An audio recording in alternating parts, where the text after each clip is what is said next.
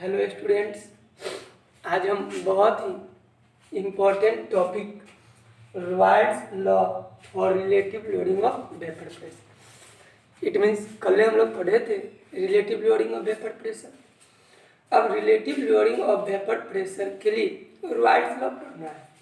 It means कि relative lowering of vapour pressure के बारे में राइट्स साहब ने क्या कहा। तो relative lowering of vapour pressure is equal to the mole fraction of solute. किसी भी सॉल्यूशन का relative lowering of vapour pressure उसके मोल फ्रैक्शन ऑफ सॉल्यूट के क्या होता है, इक्वल होता है। मोल फ्रैक्शन ऑफ सॉल्यूट के क्या होता है, इक्वल होता है। This statement is known as relative lowering of vapour pressure. It means एक बात हमेशा याद रखिए कि relative lowering of vapour pressure always किसके बराबर होगा, मोल फ्रैक्शन ऑफ सॉल्यूट के। हमने यहाँ लिख भी दिया कि relative lowering of vapour pressure equal होगा किसके, मोल फ्रैक्शन ऑफ सॉल्यूट के। अब हमें relative lowering of vapour pressure मालूम है। Relative lowering of vapour pressure is equal to क्या होता है, lowering of vapour pressure by vapour pressure of pure solvent. और मोल फ्रैक्शन भी हम लोग पढ़े हुए थे। मोल फ्रैक्शन क्या होता है बुझिए, number of mole of particular component, number of mole of particular component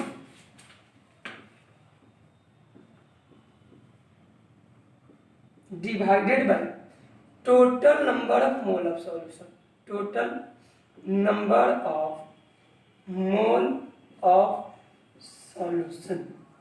ठीक है। अब relative lowering of vapour pressure का तो ये फॉर्मूला आप पढ़े लिए। अब लोडिंग ऑफ वेपर प्रेशर भी हम लोग पढ़े थे।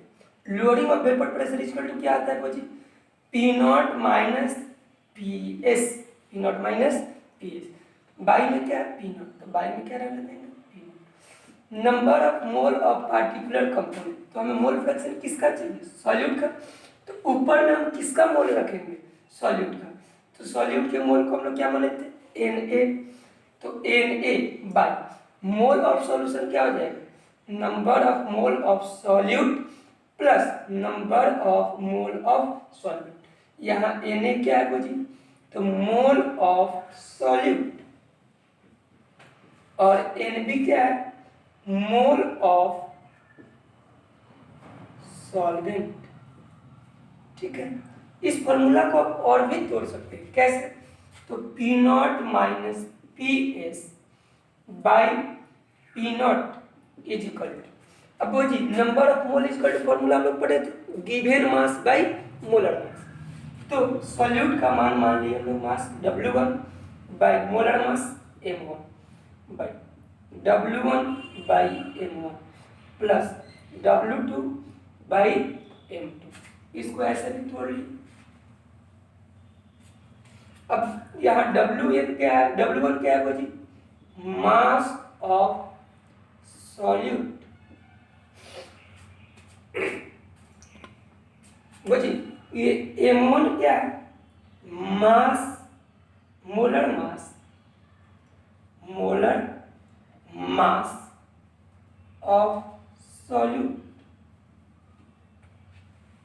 बुआ यहाँ W2 क्या है, W2 है मास ऑफ सॉल्वेंट, और M2 क्या है, मोलर मास ऑफ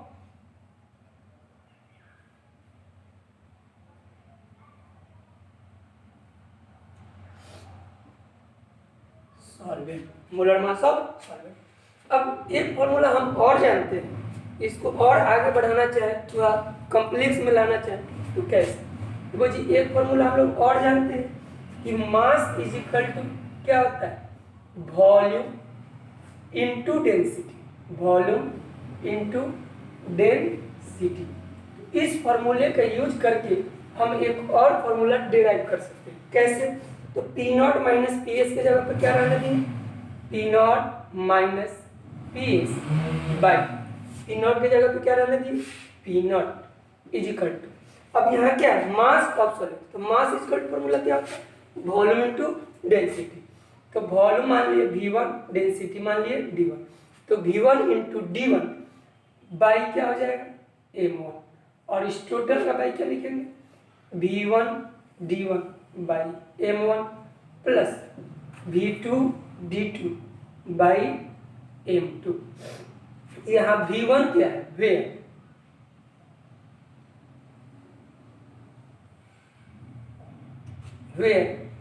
v1 क्या है, वॉल्यूम ऑफ सॉल्यूट, और d1 क्या है, डेंसिटी ऑफ सॉल्यूट, v2 क्या है, वॉल्यूम ऑफ सॉल्वेंट, और d2 क्या है, डेंसिटी ऑफ सॉल्वेंट। अब आपको क्वेश्चन इस चारों फॉर्मूले में से जिस बेसिस पे दे उस फॉर्मूले का यूज करके आप relative lowering of vapour pressure निकाल सकते हैं, या vapour pressure of pure solvent निकाल सकते हैं, वेपर प्रेशर ऑफ सॉल्यूशन निकाल सकते हैं, कुछ भी आप निकाल सकते हैं। अब नेक्स्ट टॉपिक पे हम इसके रिलेटिव एक एग्जाम्पल को सॉल्व करेंगे, ठीक है। एक छोटा सा एग्जाम्पल लिखा, vapour pressure of pure water is 23.8 mm of Hg, यानी कि वाटर का प्योर स्टेट में वेपर प्रेशर कितना दिया हुआ है, 23.8 mm of Hg।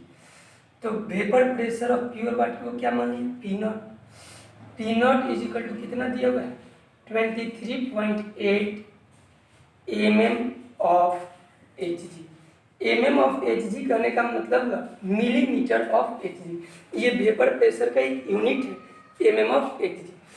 760 mm of Hg is equal to होता है वो जी 180 mm।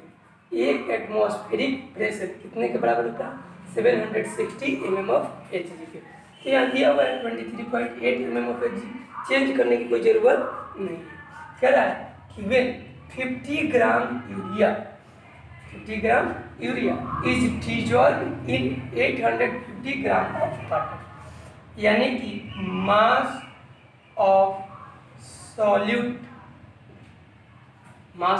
हम लोग क्या माने थे, W इज इक्वल टू कितना दे दिए को जी, 50 ग्राम, लिख देंगे 50 gram, and dissolve in 850 gram of water, यानी कि मास ऑफ सॉल्वेंट हम लोग क्या माने थे, W, कितना है कुछ 850 gram. Then find vapour pressure of solution and relative lowering of vapour pressure. तो सबसे पहले relative lowering of vapour pressure equal to क्या होता है, P naught minus PS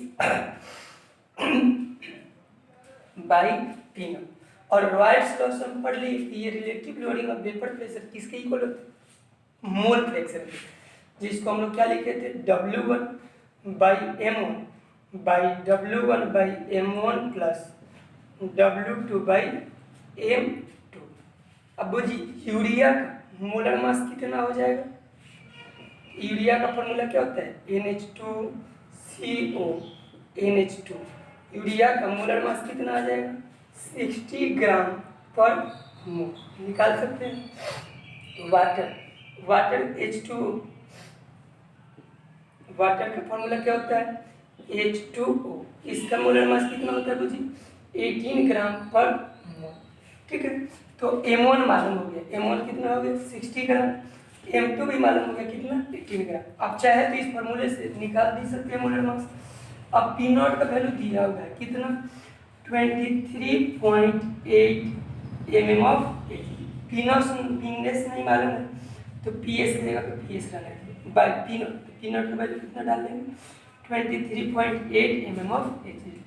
W1 का वैल्यू मालूम है कितना, 50 ग्राम बाई M1 का वैल्यू मालूम है कितना, 60 ग्राम। ये हो गया M1 और ये हो गया M2। तो M1 का वैल्यू कितना हो गया, 60 ग्राम पर मोल, ठीक है, डिवाइडेड बाई फिर W1 कितना हो गया, 50 ग्राम बाई 60 ग्राम पर मोल प्लस W2। तो W2 का वैल्यू कितना है जी, 850 ग्राम बाई M2 का वैल्यू कितना है, तो 18 ग्राम पर मोल। अब इसको आप कैलकुलेशन करके क्या वैल्यू निकाल सकते हैं, PS, क्या निकाल सकते हैं, PS। जैसे ही PS का वैल्यू निकालिएगा आपको relative lowering of vapour pressure भी मिल जाएगा। तो अब आप इसका कैलकुलेशन करके क्या निकाल लेंगे, PS, ठीक है, सॉल्व कर सकते हैं इसको। अब PS जब निकल जाएगा तो वेपर प्रेशर ऑफ सॉल्यूशन मिल जाएगा। अब कह रहे हैं कि relative lowering of vapour pressure क्या होगा, तो सिर्फ इसको कैलकुलेट कर देंगे, जो वैल्यू आएगा वो क्या कहलाएगा, relative lowering of vapour pressure बन जाएगा। तो ठीक है, अब इस पे डिपेंड जितने भी क्वेश्चन है उसको सॉल्व करें। अगर दिक्कत हो तो आप मैसेज करें, कमेंट करें, हम उसे सॉल्व कर देंगे, ठीक है। तो हम दूसरा एग्जांपल लेते हैं जिसमें दिया हुआ है vapour pressure of water is 17.535 mm of Hg। जैसे ही कहा वाटर इज, हम इसको क्या मान लेंगे,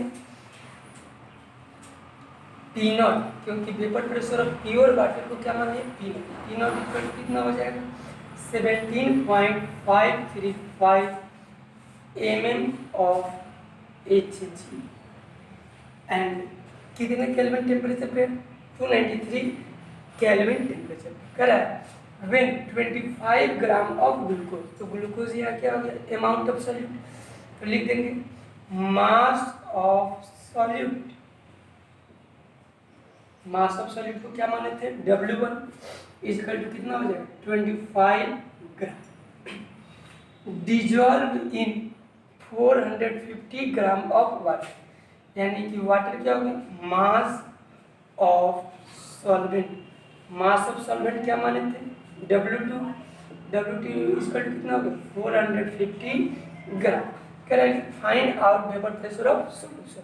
तो relative lowering of vapour pressure equal to क्या होता है, P0 minus PS by P0 is equal to W1 by M1 by W1 by M1 plus W2 by M2।